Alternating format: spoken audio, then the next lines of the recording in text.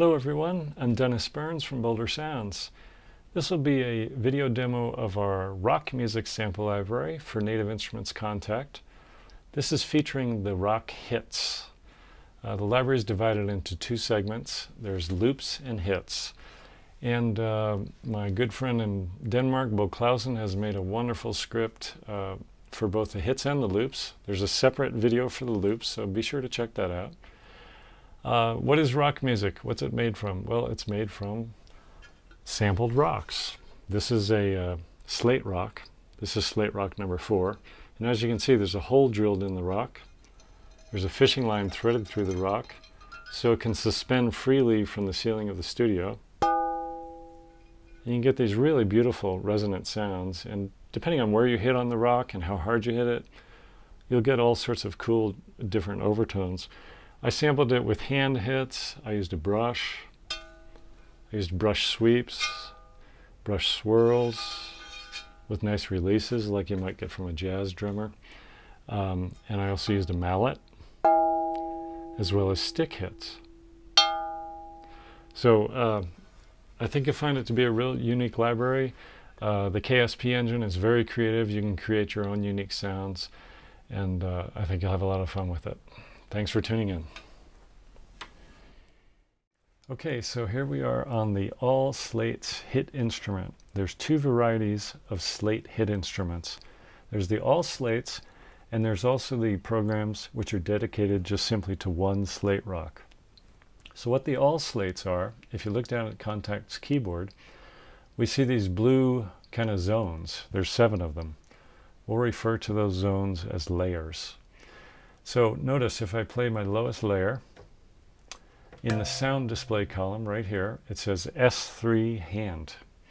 So what that is slate number 3 with a hand articulation. Mallet, stick, brush, sweep of a brush, and there's a swirl with a brush release.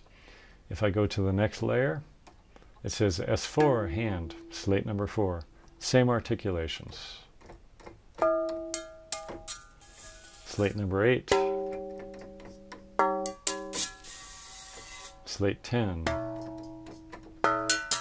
slate 11, slate 12,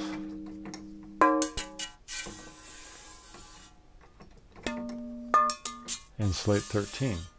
Now the other variety of hit instruments, which I'll also show you, just features one slate. So you'll have one instrument dedicated, for example, to slate 8. You'll still have these 7 layers on the keyboard, and what you'll do with those is you'll go to the edit page and you can edit all those layers independent of each other. For example, one layer you might have tuned down an octave, you might have the next layer down just a couple semitones, you might have the next layer with EQ, you might have velocity mapped to pitch on the next layer. So that's just one example. You could, for each individual key, every single key of the keyboard independently adjust various effect settings as well. So it's extremely versatile. But right now I'm going to be showing you the all slate hit instrument. And on the front of the front page, we also have global tuning available, global velocity setting, and global FX. So you can use this front page if you just want to use the instrument in a very simple manner. You don't really want to do any editing. That's perfectly fine. It's playable from this front panel. However, the bottom right hand corner of Kontakt, we have a drop down menu, front page, back page. This is where all the editing action will take place. Below that we have another page, the about page. This is a built-in manual written directly into Kontakt for your reference while you're using the instrument. There's also a beautiful PDF manual written for it. And one other thing, make sure you have mouse hover over help enabled. That's built into the instrument as well. So if I get out of minimize mode for a moment, right up here you see info is lighted up. If it's grayed out, turn it on. When you point your mouse over a knob or a button at the bottom of Kontakt, it tells you the function of that particular knob or button. Okay, let's go to the back page where all the action is.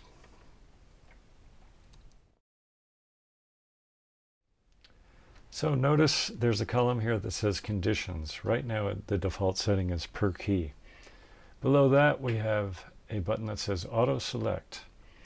And what that does is when that is engaged, which is the default setting, as I play through my different articulations, you can see it updates it right above it, telling you the articulation. It's also selecting that articulation to be edited. So for example, there's a slate 10 with a hand hit. Maybe I'll drop that down an octave.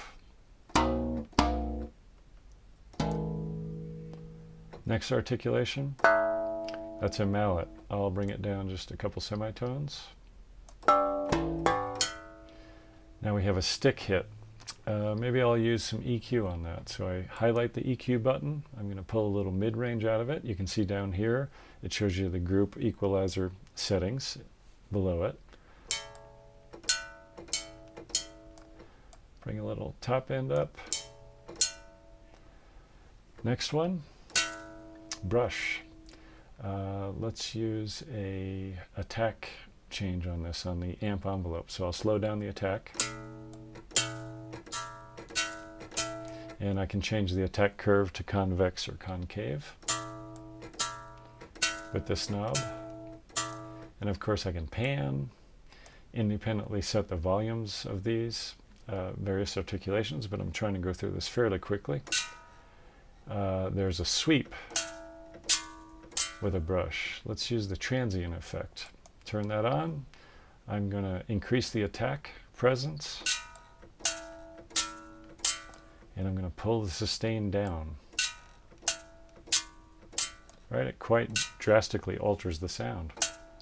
And last, there's a swirl. I'll probably just EQ that.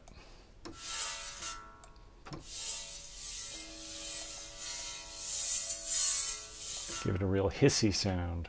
Oh, one other thing I'd like to show you quickly is convolution. So for example, let's say with this particular articulation, which is the sweep of the brush, I just turn on convolution number 1. I'm going to spin that knob up, and down below it shows send convolution number 1 parameters. We have categories folder. This is from the instruments category. And we also have our selection of the IR convolution itself. Right now it's set on a piano. Bring that up a little hotter. So what have I done there? In that one layer with slate number 10, I've independently edited each articulation.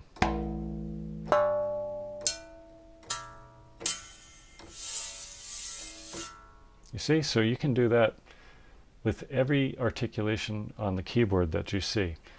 You can also do it on a per layer basis, and I'll show you that in just a moment. So now back to the conditions column.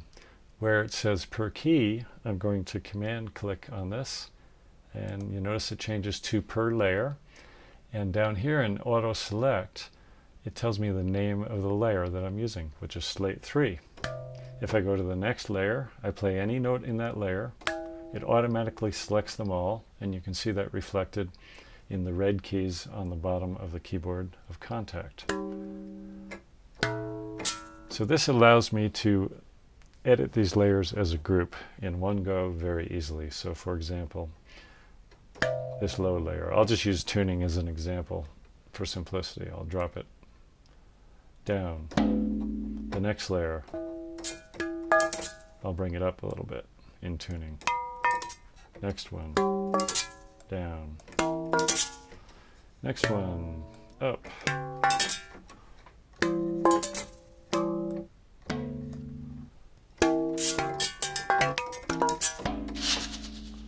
So as you can see, you can very quickly make edits. Just save these as your own kits. And of course, any of the other editing parameters, the EQ, IR convolution, all those editing options are available on a per layer basis. Another editing condition that's very handy is where it says per key. If I click on that button again, it changes to global. So that will affect the entire keyboard, all articulations, whatever settings I make. So for example, if I want to tune everything down, it's global selected. I just everything's tuned down. I want to add a compressor to everything. Just click on the compressor, set my threshold, and there it goes. So very simple. Here's another nice little feature in the conditions column. Key map is turned off right now. So when I select a sample by playing it, if auto select is on, so I'll use my hand hit there. I turn the key map button on. That particular articulation is mapped across the entire keyboard. So I can play little melodies with that if I wish. Also notice the round robins are still cycling through the round robins, so we're not freezing one round robin. There is an option to do that. I'll show you that in a minute. So this is kind of a handy feature, and of course you can use all your effects, etc., everything that's available to you when you have the key map turned on as well. So notice in the selections box, when I play an A note, watch what appears right above my mouse to the right. A button appears that says key down. The reason that is this particular articulation has a key down sample as well as a key release sample. So I can edit those independently. Right now I have key down selected. I might drop it way down. Notice the release is still at the original pitch. I'll click on that button again, it changes to key release. Maybe I'll bring the volume of that up a little bit so we can hear it a little more clearly. And then I could change the tuning of that as well. I might even raise the pitch a bit. And okay, so kind of a special effect. What if I want to edit these linked together so that whatever changes I make makes a change to both? So what I do is I go to where it says per key. I hold down my option key. I click on that. It says link, down, and release. They're linked together now. So when I make a change, it affects them both equally. Another cool thing we can do here is I'll disengage that. I'm in per key mode again. So on my key down, if I hold down my command key on the Mac, notice what happens to the sample now. I just have the swirl sample, just the key down sample. If I option click on it, it changes to key release. And now I hear only the release sample for that key. So there's a lot of flexibility there with these swirls and releases. Here's another very handy feature. In the selections column, you see we're on auto select, and as you recall, that means as I play on the keyboard, it automatically selects whatever articulation I play for editing. But what if I want to edit one articulation and compare it to another articulation, and I don't want the focus of my editing to change, to switch to that other one? I just want to compare it sonically. So what I do is I click on this button, it says freeze on. Now when I play my hand articulation, and then I go to my mallet articulation, you notice that didn't change. I'm still going to be editing just the hand articulation. So I might EQ it, I might turn on the EQ, and bring up a little mid-range, pull out the bass, pull out the treble. Now I can compare that to the mallet sample right next to it without it changing the mallet as well. It's just editing the one articulation that I have the freeze focused on. So now in the settings column, I've already shown you I've done a bunch of tuning of each samples. Next to that is the sample start percentage. So if you want it to start a little ways into the sample, you can move this knob forward. So for example, there's an articulation at 0%. As I increase the sample start, it's going further and further into the sample, so it has a bit of a less of an attack. I can command click on that to set it to its default setting. Below that we have volume, panning control, and these are our amp envelope settings. So I can change the attack, the attack curve, convex or concave, and we also have a couple other features here. For example, if I have a release knob here, if I shift click on this, it changes to a damp knob. That's kind of a real foolproof way to set a quick envelope for percussive sounds. So I can just increase the value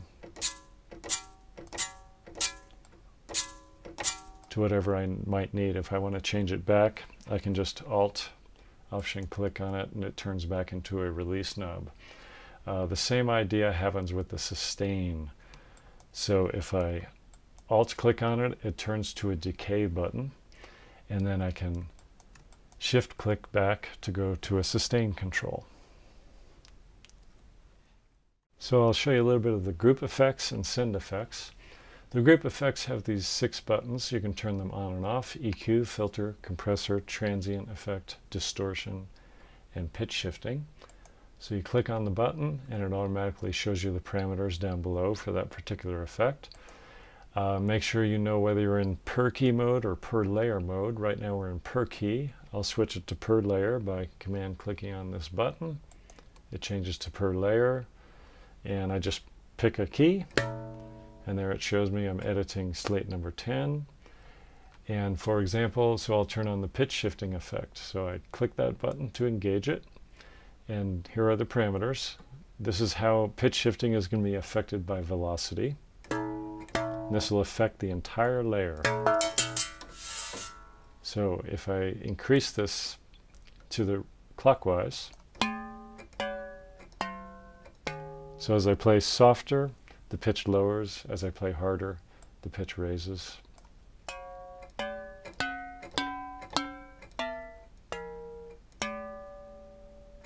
And I go the opposite direction, the opposite happens. Soft.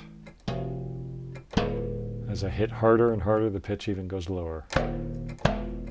So this is a pretty extreme example, but you can create some very cool kind of talking drum type effects, talking rocks, I suppose. The envelope is turned off. If I just spin this knob, this is going to tell me how much these envelope settings will affect the pitch shifting. And as you can see, it works great. So there's lots of interesting special effects you could make with that pitch shifting, or you could do very subtle adjustments. So it just moves up and down a few cents depending on how hard or how soft you hit the rocks. I'll briefly show you some of the send effect options. We have 1 delay and 5 convolution send effects.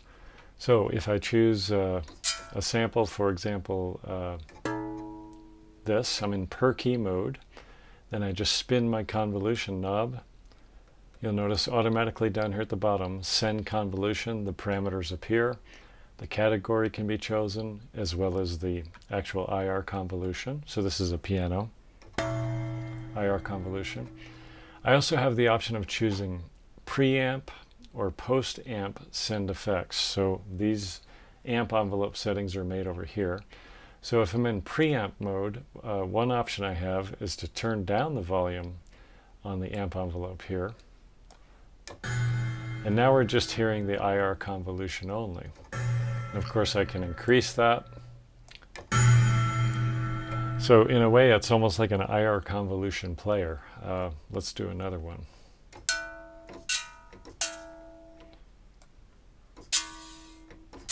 That's got the Baja 500. I'm going to bring the volume down.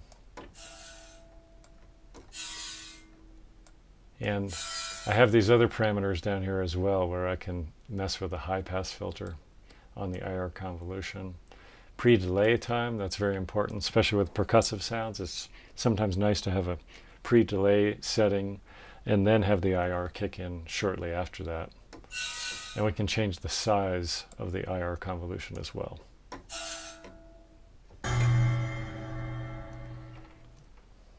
And off to the right here we have our global parameters that we had available on the front page.